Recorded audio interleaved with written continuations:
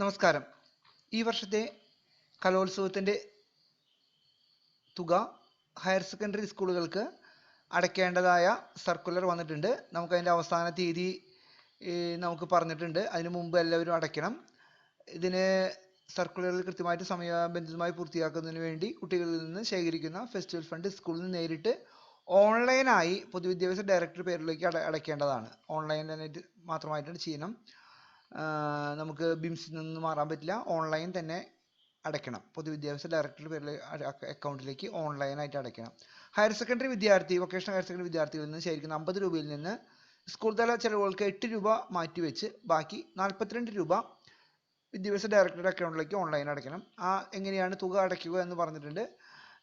SBI collect വഴി ആണ് നമ്മളിത് അടയ്ക്കേണ്ടത്.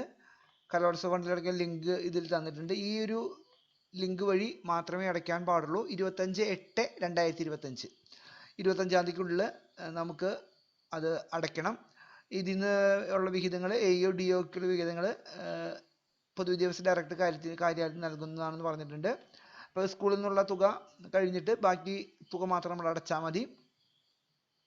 ഈ ലിങ്ക് വഴി മാത്രമാണ് 25-26 ലിങ്ക് വഴി മാത്രമാണ് ഓൺലൈൻ പോർട്ടൽ വഴി അടയ്ക്കേണ്ടത് കൃത്യമായിട്ട് പറഞ്ഞിട്ടുണ്ട്. ഇതിൻ്റെ ചലാൻ്റെ പകർപ്പ് ബന്ധപ്പെട്ട ജില്ലാ ഓഫീസുമായി പരിശോധിക്കുകയാണെന്ന് പറഞ്ഞിട്ടുണ്ട്. അപ്പോൾ അതിൻ്റെ കാര്യങ്ങൾ കൃത്യമായിട്ട് ഇതിൽ കൊടുത്തിട്ടുണ്ട്. ഓഡിറ്റിന് ഹാജരാക്കണം. തുക റീഫണ്ടായി നൽകുന്നതല്ല എന്നാണ് സർക്കുലർ വന്നിരിക്കുന്നത്. നമുക്ക് ഈ ലിങ്കിൽ ക്ലിക്ക് ചെയ്ത് കഴിഞ്ഞാൽ നേരിട്ട് നമുക്ക് ഈ ഒരു സൈറ്റിലോട്ട് പോകും. SBI കളക്ട് എന്നുള്ളൊരു സൈറ്റിലോട്ട് പോകും. നമുക്ക് നേരിട്ട് DPIയുടെ ഇതാണ്. ഇതിൻ്റെ ഡീറ്റെയിൽസ് എല്ലാം നമ്മൾ കൊടുക്കുക. കുട്ടികളുടെ എണ്ണം 42 രൂപ. ഇത്ര ഡീറ്റെയിൽസ് കൊടുത്ത് മെയിൽ ID ഇത്രയും ഡീറ്റെയിൽസ് കൊടുത്താൽ മതി. ഓട്ടോമാറ്റിക് വരും. ഇത് നമുക്ക് 3 ഓപ്ഷൻ ഉണ്ടാവും. ഇവിടെ പേയ്മെൻറ്റ് കാറ്റഗറി 3 നമ്മുടെ HSS കലോത്സവം, സ്കൂൾ കലോത്സവം HSS ആണ് നമ്മൾ സെലക്ട് ചെയ്തത്. സെലക്ട് ചെയ്ത് കഴിഞ്ഞ് കൃത്യമായിട്ട് വിവരങ്ങൾ കൊടുത്തു നെക്സ്റ്റ് കൊടുക്കുക. നമ്മുടെ ഡീറ്റെയിൽസ് ഇവിടെ വന്നു. നമ്മൾ എമൗണ്ട് തുക എല്ലാം ഉറപ്പാണെന്ന് ഉറപ്പ് വരുത്തുക. നെക്സ്റ്റ് അടിക്കുക. നമുക്ക് 2 രീതിയിൽ അടയ്ക്കാം. സ്റ്റേറ്റ് ബാങ്ക് ഓഫ് ഇന്ത്യയിൽ പോയി അടയ്ക്കാം, ഇൻ്റർനെറ്റ് ബാങ്കിങ് വഴി അടയ്ക്കാം. നമുക്ക് ചലാൻ നേരിട്ട് SBIയുടെ ശാഖയിൽ അടയ്ക്കുന്ന രീതിയിലാണ് ഞാൻ ചെയ്യുന്നത്. ചിലർക്ക് ഇത് ഓൺലൈനായിട്ട് അടയ്ക്കാൻ പറ്റും. അവർ അടയ്ക്കാം. അല്ലാത്തവർക്ക് SBI ഓഫ് ഇന്ത്യയിൽ ക്ലിക്ക് ചെയ്ത് ഇത് കൊടുക്കുക.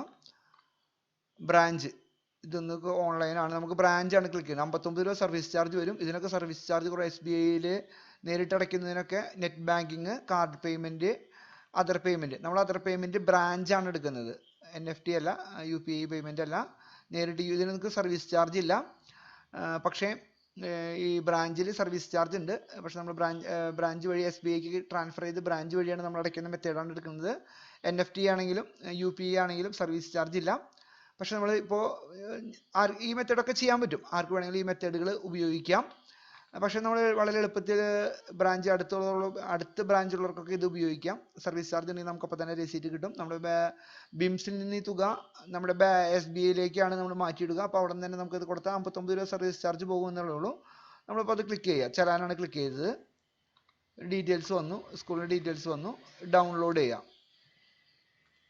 വളരെ സിമ്പിളായിട്ട് നമുക്ക് ഇതിൻ്റെ ചലാൻ ഡൗൺലോഡ് ചെയ്ത് കിട്ടി. ഈ ചലാനിൽ ഡെനോമിനേഷൻ എഴുതി നമ്മൾ SBIയുടെ ചെക്കും കൊണ്ട് ഇവിടെ കൊടുത്തു കഴിഞ്ഞിട്ടുണ്ടെങ്കിൽ ഈ ഒരു തുക നമ്മുടെ ഇതിലേക്ക് ട്രാൻസ്ഫർ ആവും. DPIയിൽ അവർ പറഞ്ഞ അക്കൗണ്ട് നമ്പറിലോട്ട് ഈ ഒരു തുക ട്രാൻസ്ഫർ ആകും. അപ്പോൾ ഇതിൽ സേവ് ചെയ്ത് വെച്ച് കഴിഞ്ഞാൽ നമുക്ക് പ്രിൻ്റ് എടുക്കാം. അതിനുശേഷം ഒരു SBI ചെക്കും ഇതും കൊണ്ട് പോയി കഴിഞ്ഞിട്ടുണ്ടെങ്കിൽ അവിടെ പൈസ അടയ്ക്കാം. ഇതിൻ്റെ കൗണ്ടർ ഫോയിൽ നമ്മൾ സ്കൂളിൽ സൂക്ഷിക്കണം. സ്പോർട്സിൻ്റെയും ഇതേപോലെ തന്നെ നമുക്ക് സ്പോർട്സിൻ്റെ സർക്കുലർ ഉണ്ട്. ഇത് ആർട്സിൻ്റെയാണ്. ഇനി സ്പോർട്സിൻ്റെ സർക്കുലർ ഉണ്ട്. ഇതിൽ ലിങ്ക് കൊടുത്തിട്ടുണ്ട്. ഈ ലിങ്ക് മുഖേന സ്പോർട്സിൻ്റെ തുകയും നമുക്കിങ്ങനെ വളരെ സിമ്പിളായിട്ട് അടയ്ക്കാം. വളരെ എളുപ്പത്തിൽ തന്നെ അടയ്ക്കാൻ പറ്റും. നമുക്കതിൻ്റെ കാര്യങ്ങളെല്ലാം കൃത്യമായിട്ട് ഇതിൽ നിർദ്ദേശങ്ങൾ കൊടുത്തിട്ടുണ്ട്. സർക്കുലർ അനുസരിച്ച് തന്നെ, നിർദ്ദേശങ്ങൾ അനുസരിച്ച് തന്നെ എല്ലാവരും കൃത്യമായിട്ട് SBI കളക്ട് വഴി തന്നെ കൃത്യമായിട്ട് അടയ്ക്കുക. ഇത് അടയ്ക്കുന്നതിൻ്റെ അവസാന തീയതി ഓഗസ്റ്റ് 15ആണ്. സ്പോർട്സിൻ്റെ ഓഗസ്റ്റ് 15ഉം ആർട്സിൻ്റെ ഓഗസ്റ്റ് 25ആണ്. അപ്പോൾ ദിവസം വൈകാതെ എല്ലാവർക്കും ഈ ഒരു മെത്തേഡ് വഴി അടയ്ക്കാം. അപ്പോൾ നമ്മൾ ചലാൻ സേവ് ചെയ്തിട്ട് നമുക്ക് ജസ്റ്റ് ഇത് പ്രിൻ്റ് എടുത്ത് ചെക്കും ഇതും കൊടുത്താൽ മതി. Okay, thank you.